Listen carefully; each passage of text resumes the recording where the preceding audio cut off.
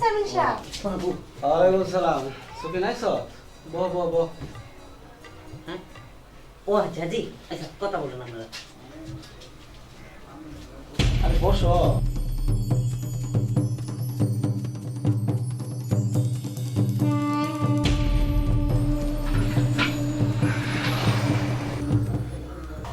সুখী না, তোর মুখটা দিয়ে শুকনা শুকনা লাগতেছে।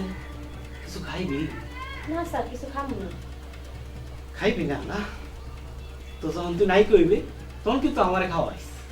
ম্যানেজার স্যার কোন সময় বউ? আউনের কথা ছিল, তো একটা বড় বাইনা হইছে, ওই রিহার্সালের কাছে আটকা পড়ছে।